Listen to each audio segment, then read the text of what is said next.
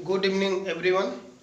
DElEd चतुर्थ semester के सभी प्रशिक्षुओं को पता होगा कि जो पिछला टॉपिक हम लोगों ने पढ़ा था, प्रत्यक्ष कार्यवाही दिवस के बारे में पढ़ा था कि जब अंतरिम सरकार बनाने के लिए वायसराय वावेल ने जवाहरलाल नेहरू को निमंत्रित किया तो 16 अगस्त 1946 को मोहम्मद अली जिन्ना ने जो है प्रत्यक्ष कार्यवाही दिवस मनाने की घोषणा की।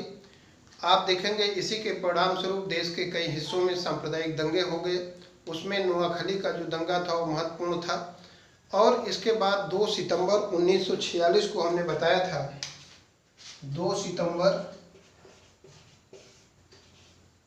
1946 को जवाहरलाल नेहरू के नेतृत्व में जवाहरलाल नेहरू जी के नेतृत्व में अंतरिम सरकार का गठन किया जाता है। और आप देखेंगे जवाहरलाल नेहरू का जो पद था, ये पद जो है इनका प्रधानमंत्री या उपसभापति का था, या उपसभापति का था। ये महत्वपूर्ण है, कई बार पूछा है कि जवाहरलाल नेहरू का पद उस समय क्या था अंतरिम सरकार में, उपसभापति का था। 2 सितंबर 1946 के इन्हीं के नेतृत्व में अंतरिम सरकार का गठन होता है। आप देखेंगे इनके जो मंत्रिमंडल में 2 मुस्लिम सदस्य थे, हमने बताया था 2 मुस्लिम सदस्य। इसमें पहला हमने कहा था अली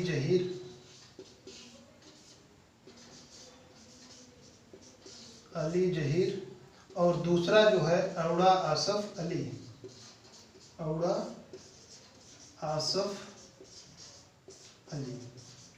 ये 12 सदस्यीय मंत्रिमंडल बना था। 12 सदस्य थे इस कैबिनेट में इनके।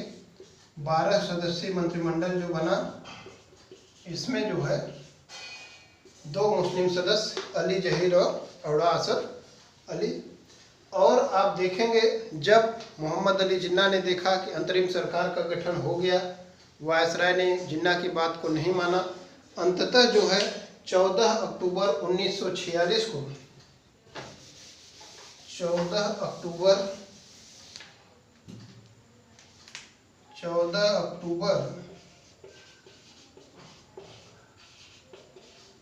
1946 को मुस्लिम लीग भी अंतरिम सरकार में शामिल हो गई। लीग भी अंतरिम सरकार में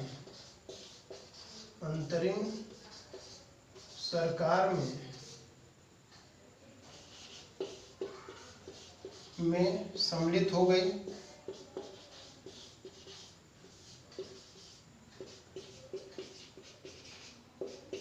और इसके जो है 4 सदस्य थे मंत्रिमंडल में, 4 सदस्य मुस्लिम लीग के। उनका नाम जान लेते हैं हम लोग। पहले तो लियाकत अली थे, लियाकत अली। दूसरे आई चुंदरीगर, आई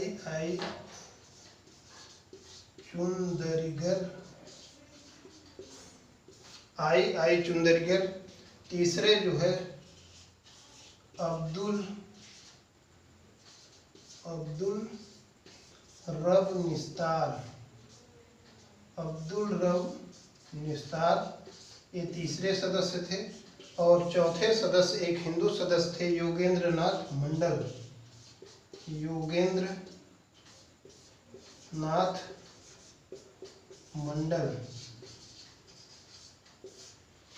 देखिए 2 सितंबर को जवाहरलाल नेहरू के नेतृत्व में जब गठन हुआ सरकार का, उस समय लीग ने कहा हम नहीं सम्मिलित होंगे, हम प्रत्यक्ष कार्यवाही दिवस मनाएंगे अगर ऐसा हुआ।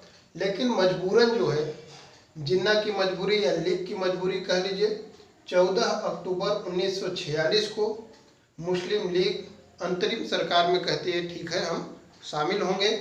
और इसके 4 सदस्यों को मंत्रिमंडल में जवाहरलाल नेहरू के नेतृत्व में जो अंतरिम सरकार बनी, उसमें 4 सदस्य मुस्लिम लीग के रखे गए, लियाकत अली, आई चुंदरीगर, अब्दुल रब निस्तार और योगेंद्र नाथ मंडल। लेकिन इनके जो है मुस्लिम लीग का अंतरिम सरकार में शामिल होने का एकमात्र उद्देश्य था कि सरकार की जो कार्रवाई हो, जो गतिविधियां हो, उसमें किसी तरह से अवरोध उत्पन्न करना। ऐसा नहीं था कि लीग जो है उसमें शामिल हुई थी अपनी सहभागिता सुनिश्चित करने के लिए। उसका केवल सरकार में शामिल होने का उद्देश्य यही था कि जो है सरकार की कार्रवाइयों में, सरकार की कार्यवाही में अवरोध उत्पन्न करना। अगर मान लीजिए क्वेश्चन पूछता है कि मुस्लिम लीग अंतरिम सरकार में शामिल हुई थी तो उसका उद्देश्य क्या था? ऐसा नहीं था कि कल्याण की भावना से या सामाजिक सरोकार से या सरकार में जो है सकारात्मक रुख के लिए, ऐसा कुछ नहीं था। मुस्लिम लीग का केवल यही उद्देश्य था किसी तरह से हम अब शामिल हो गए हैं तो सरकार की जो कार्रवाइयाँ होंगी उसमें हम अवरोध उत्पन्न करेंगे या गतिरोध उत्पन्न करेंगे। ये जो है मंत्रिमंडल के बारे में हमने आपको बताया, अंतरिम सरकार के बारे में कि 2 सितंबर को गठन हुआ था। ये महत्वपूर्ण डेट है, किसके नेतृत्व में हुआ था ये जानते रहिए। कितने मंत्रिमंडल सदस्य? 12 सदस्यीय मंत्रिमंडल था। और उसमें अगर लीग के बारे में आप देखेंगे तो उसके 4 सदस्य इसमें शामिल थे। इसी बीच आप देखेंगे ये सब भारत में अंतरिम सरकार का गठन हो रहा था। ब्रिटेन के प्रधानमंत्री क्लाइमेट एटली थे। उन्होंने क्या किया कि 18 फरवरी 1947 को 18 फरवरी 1947 महत्वपूर्ण डेट है, इसको याद रखिए। 18 फरवरी 1947 को ब्रिटिश प्रधानमंत्री इटली ने, ब्रिटिश प्रधानमंत्री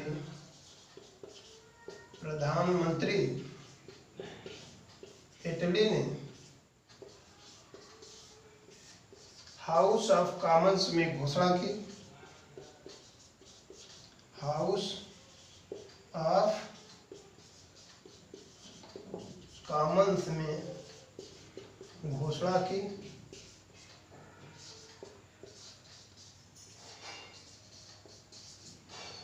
हाउस ऑफ कॉमन्स में घोषणा की। अब देखिए इनकी घोषणा क्या थी। क्लाइमेट इटली की हाउस ऑफ कॉमन्स में घोषणा करते हैं, वहाँ के सदन में घोषणा करते हैं क्लाइमेट इटली। किस डेट को? 18 फरवरी 1947 को। क्या घोषणा करते हैं कि जून 1948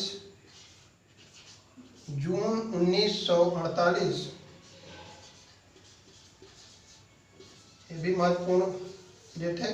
जून 1948 तक भारत को स्वतंत्र कर दिया जाएगा। क्लाइमेट इटली ने कहा, ब्रिटिश संसद में हाउस ऑफ कॉमन्स में कहा कि जून 1948 तक भारत को स्वतंत्र कर दिया जाएगा। स्वतंत्र कर दिया जाएगा। और उन्होंने जो है यह भी कहा कि अगर भारत में कोई सरकार रहती है तो उसको उसको जो है हम वहाँ की सत्ता शासन उसके हवाले कर देंगे। अगर वहाँ पे कोई संवैधानिक सरकार नहीं रहती है तो हम सत्ता किसी को भी जो है सौंप करके हम चले जाएंगे।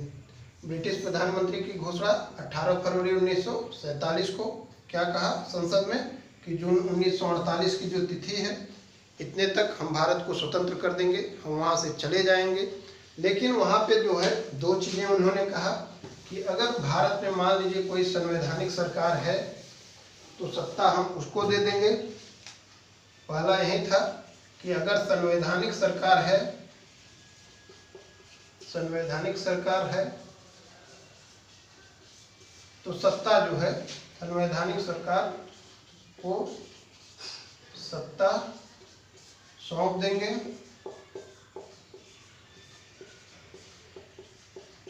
और दूसरा उन्होंने महत्वपूर्ण बात कही कि अगर मान लीजिए संवैधानिक सरकार नहीं रही, संवैधानिक सरकार भारत में नहीं रही, संवैधानिक सरकार नहीं रही, तो सत्ता किसी को भी सौंप कर चले जाएंगे, सत्ता किसी को भी सौंप कर चले जाएंगे।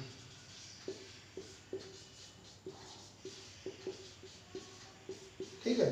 एक क्लाइमेट इटली का संसद में, वहाँ की ब्रिटेन की संसद में बयान था कि भाई अगर मान लीजिए संवैधानिक सरकार है तो जून 1948 तक हम भारत को छोड़ देंगे।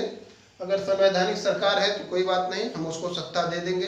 अगर कोई संवैधानिक सरकार नहीं रही तो हम इसके लिए जिम्मेदार नहीं होंगे, हम वहाँ से छोड़ के चले जाएंगे, किसी को भी सत्ता छोड़ देंगे।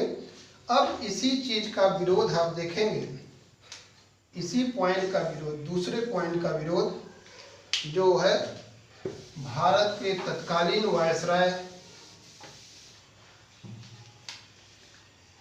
दूसरे पॉइंट का विरोध भारत के तत्कालीन वायसराय वावेल ने किया, वावेल ने किया, विरोध किया और इस्तीफा दे दिया और अपने पद से इस्तीफा दे दिया।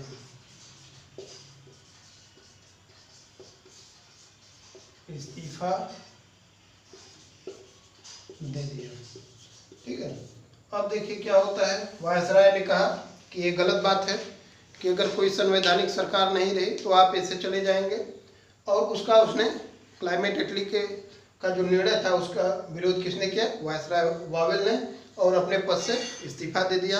और उसने कहा कि अगर हम किसी को शांति नहीं दे सकते तो ईश्वर ने हमें यह भी अधिकार नहीं दिया है कि हम उसको अशांत कर दें।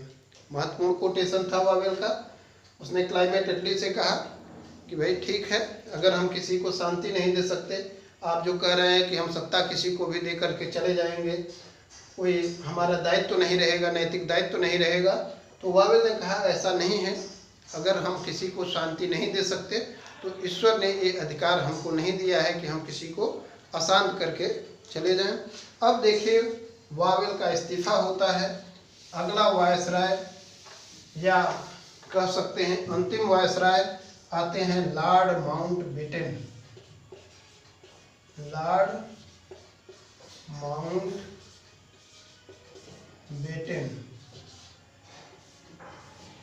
इनके बारे में जो जीएस के पर्पज से पूछा जाता है, वावेल के बाद के वायसराय हैं, अंतिम वायसराय हैं, कह सकते हैं आप।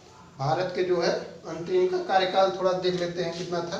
15 जून 1947 से 15 जून 1947 से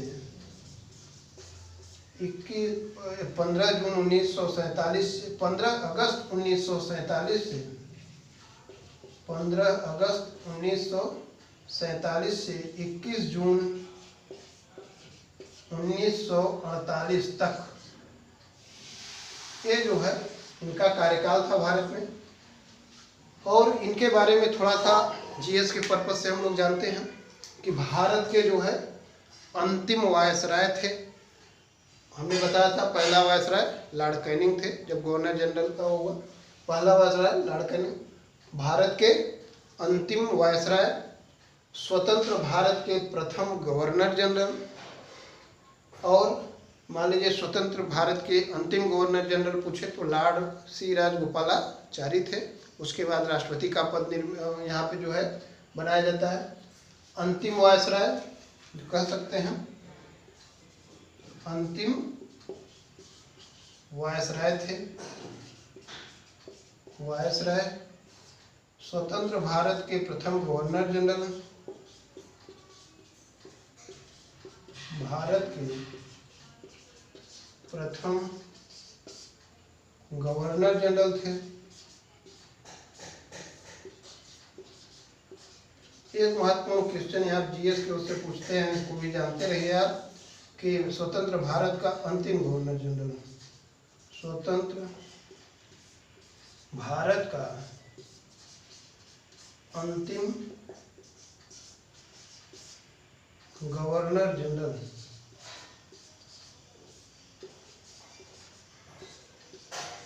ये जो है सी राजगोपालाचारी। इसको आप लोग पढ़े भी होंगे, सी राजगोपालाचारी।